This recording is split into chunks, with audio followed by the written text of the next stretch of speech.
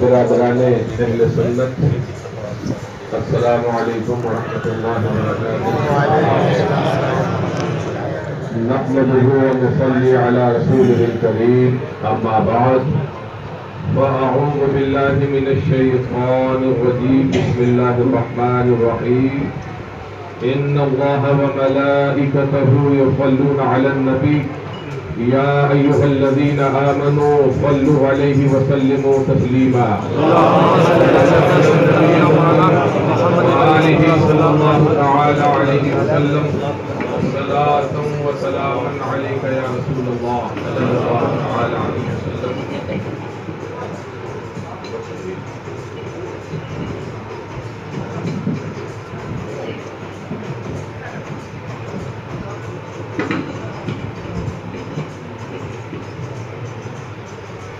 عزیزان گرامی، یہ بڑی مبارک ساعت ہے کہ دن بھی جمعے کا ہے اور تاریخ بھی 6 رجب ہے اور دیار بھی خواجہ پاک کا ہے۔ بڑی مبارک، بڑے مبارک لمحات ہیں، اور جہاں ہم بیٹھے ہیں یہ خانہ خدا مسجد ہے، اور یہ اللہ کا فضل اور حضرت خواجہ غریب نواز کی عنایت ہے کہ انہوں نے ہمیں آنے کی پرمیشن عطا کر دی۔ پرمیشن کہیں اور سے نہیں، پرمیشن حضرت خواجہ کے دربار سے ملی۔ جسے وہ بلا لے وہ آ جاتا ہے، اور جسے نہ بلائے مجال نہیں کہ وہ آ جائے۔ تو پرمیشن ہمیں مل گئی، یہ حضرت خواجہ کی ہم پر ان کا کرم ہے۔ راستے میں دیکھا لوگ پیدل چلے آ رہے، رات کی 2:30-3 بجے دیوانے چلے آ رہے۔ میں سوچنے لگا کہ اللہ یہ کیسی محبت، کیسی دیوانگی ہے کہ کوئی فکر نہیں ہے، اور فکر ہے تو یہ ہے کہ کسی صورت خواجہ پاک کی بارگاہ میں ان کا غلام پہنچ جائے۔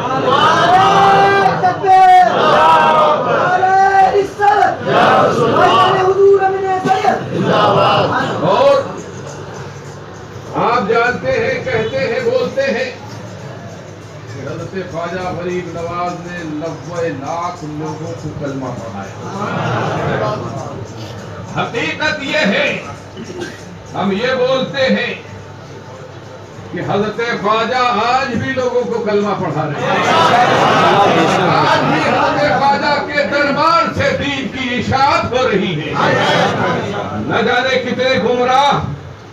نیک راہوں کے مسافر ہو جاتے ہیں، نہ جانے کتنے بے نمازی خواجہ کے دربار میں آ کے نمازی ہو جاتے ہیں، نہ جانے کتنے بدکار حضرت خواجہ کی برکت سے نیکوکار ہو جاتے ہیں، نہ جانے کتنے مریض جنہیں طبیب جواب دے دیتے ہیں یہ سچا طبیب ہے نا، یہ مصطفیٰ کی عطا سے حضرت خواجہ بیماروں کا علاج بھی کرتے ہیں۔ ہم تو یہ عقیدہ رکھتے ہیں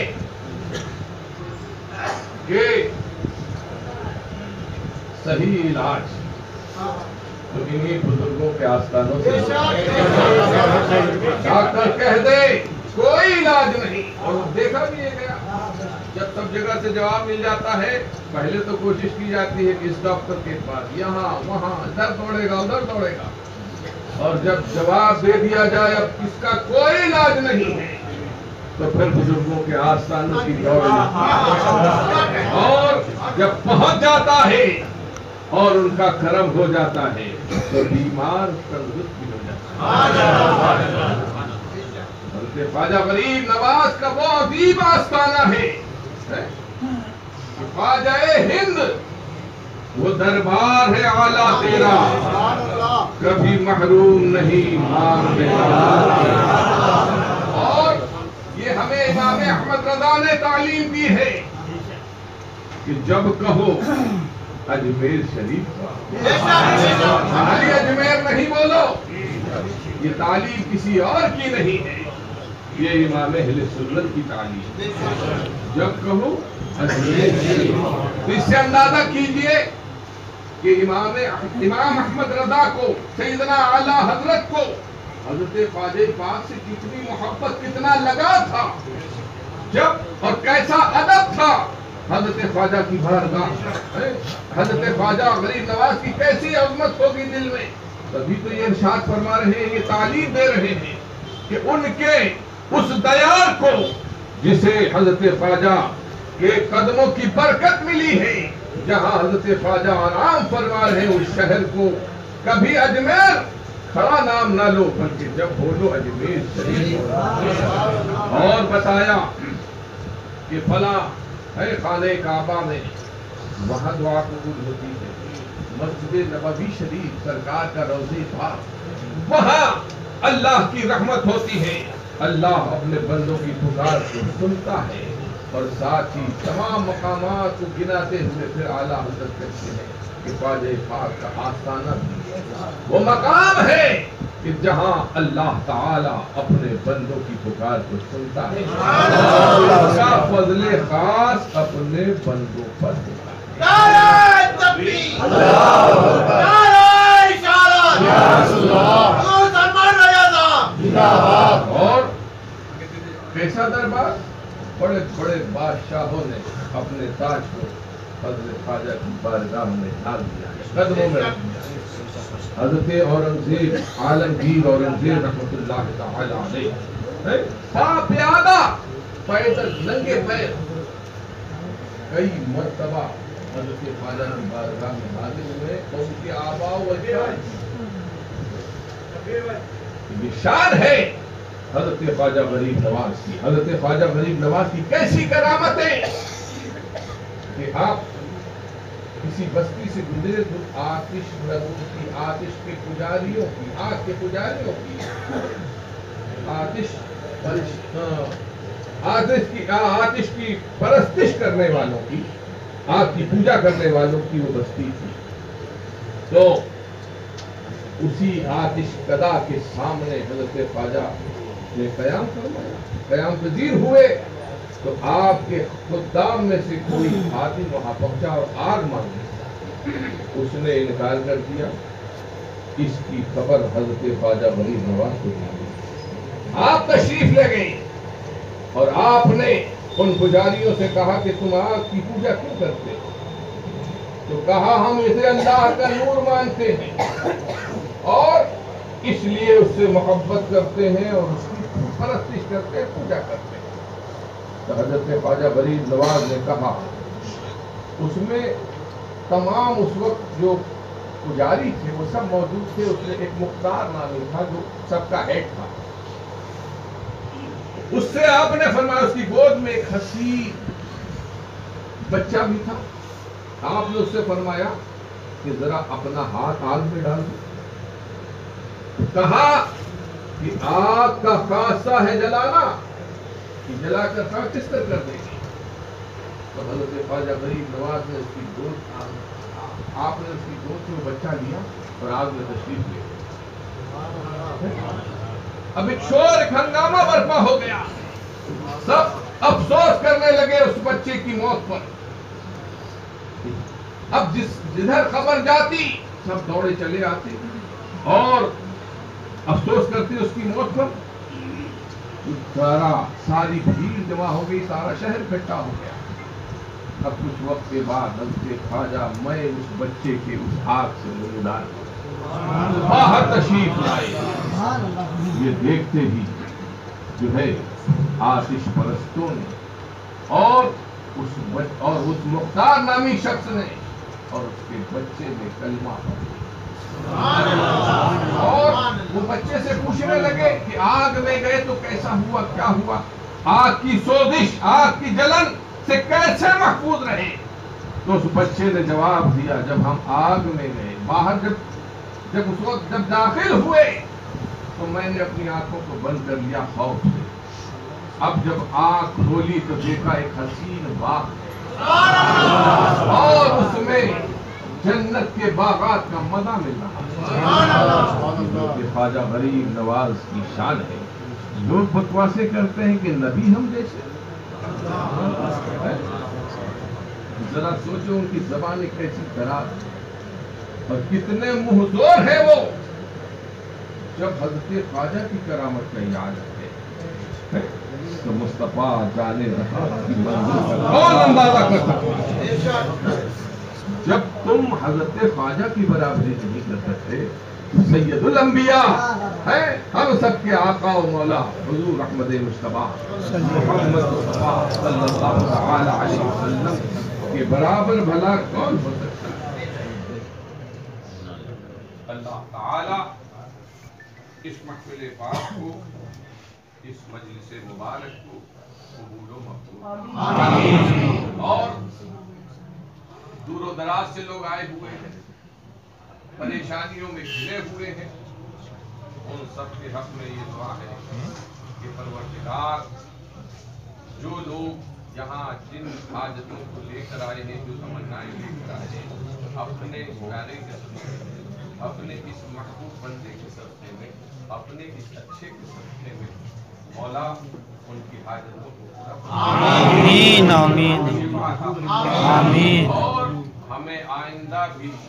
اس بارگاہ میں حاضری کی جو ہے سعادت عطا آمین۔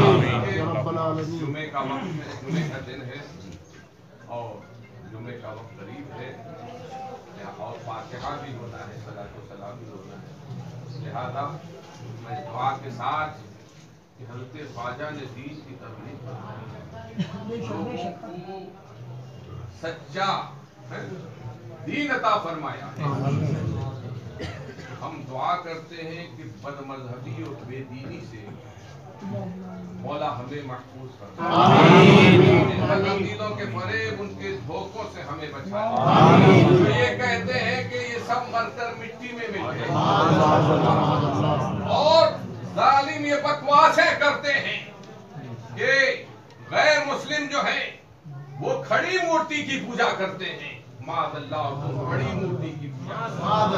ان اللہ والوں کے آستانوں کو، ان کی قبروں کو وہ بڑی مورتی بولتے ہیں۔ یہ تقریر جرجیس کی ہے، مولوی جرجیس جو ہے یہ وہابیوں کا مولوی ہے، اس کی تقریر یہ یوٹیوب پر پڑی ہے۔ یہ بکواسے کرتا ہے کہ بڑی مورتی اور کھڑی مورتی، ایسوں کی سنگت سے، ایسوں کی دوستی سے، جو ان کے دوست ہیں ان کی دوستی سے بھی، جو ان کو اچھا کہتے ہیں، جو ان کو مومن جانتے ہیں، ان کی دوستی سے بھی، ان کے سائے سے بھی اللہ ہم سب کو محفوظ یہ درس لے کر یہ دعا کر کے حضرت خواجہ کی بارگاہ میں اپنے ایمان کی سلامتی کی بھیک مانگ کر سب کچھ مانگیے، مگر سب سے پہلے سب پر ترجیح اس دعا کو دیجیے کہ ایمان سلامت ہے، دنیا بھی سلامت اور آخرت بھی سلامت، اور اگر ایمان جو ہے کھوٹا ہو گیا اور رسول اللہ کی بغاوت دل میں آ گئی تو دنیا بھی برباد اور آخرت بھی برباد، اس لیے کہ واسطہ انہی سے پڑھنا، آج بھی واسطہ انہی سے ہے، انہی کا کھاتے ہیں، اور ہم جو سچے غلام ہیں، یہ مومن کی صفت ہے کہ مومن وفادار ہوتا ہے، تو وفاداری یہی ہے کہ جس کا کھائے اس کا گائے، ہم انہی کا کھاتے ہیں، انہی کا کھاتے ہیں، کھاتے ہیں تیرے در کا، پیتے ہیں تیرے در کا، ارے پانی ہے تیرا پانی، تارا ہے تیرا، تیرا کھائیں تیرے غلاموں سے الجھے، یہ ان کی ادا ہے، تیرا کھائیں تیرے غلاموں سے الجھے، ہے منکر عجب عجب کھانے غرانے والے، ہے منکر عجب کھانے غرانے والے۔ اللہ تعالی ہماری حاجت سے ہمیں مالا مال، ہمیں آپس میں اتفاق، اتحاد، محبت، ہمارے آپس میں اتفاق بیکار کی جائے، دنیاوی معاملات میں حسد اور جلن اور دشمنی یہ اچھی چیز نہیں، مگر دین کے لیے لڑنا، اس لڑائی کو لوگ اس پر ترک کرتے ہیں کہ ہمارے درمیان فرقہ بندی ہے، اس پر، اور گھریلو جھگڑے، جائیداد کا جھگڑا کر کے خون خرابہ قتل ہوتے ہیں، تو اس پر کوئی تبصرہ نہیں۔ جو دین کا جھگڑا ہے اس پہ تو ہمیں شرعاً رخصت ہے، اس کا حکم دیا گیا ہے کہ ان سے دور رہو، انہیں اپنے سے دور رکھو، یہ تو سرکار کی تعلیم ہے۔ تو قرآن ہمیں بتا رہا ہے وَإِمَّا يُنْسِيَنَّكَ الشَّيْطَانُ فَلَا تَقْعُدْ بَعْدَ الذِّكْرَىٰ مَعَ الْقَوْمِ الظَّالِمِينَ۔ قرآن ہمیں درس دے رہا ہے کہ اگر تجھے شیطان دھوکے میں ڈال دے اور شیطان کے دھوکے سے تو ظالم کے پاس بیٹھ جائے تو یاد آنے پر فوراً دیر نہ کر۔ قرآن بولتا ہے وَإِمَّا يُنْسِيَنَّكَ الشَّيْطَانُ فَلَا تَقْعُدْ بَعْدَ الذِّكْرَىٰ مَعَ الْقَوْمِ الظَّالِمِينَ، تو یاد آنے پر ظالموں کے پاس۔ ظالم سب سے بڑا ظالم تو وہی ہے جو رسول اللہ کے لیے بولے مر کر مٹی میں ملے، یہ بولے کہ نبی کا نماز میں خیال آ جانا، گدھے اور خچر کے خیال میں نبی کو پیٹھ پیچھے کی خبر نہیں، یہ بولے اس سے بڑا ظالم کون ہے؟ اور اس سے بڑا ہمارا دشمن کون ہے؟ اللہ تعالیٰ ایسے دشمنوں سے ہمیں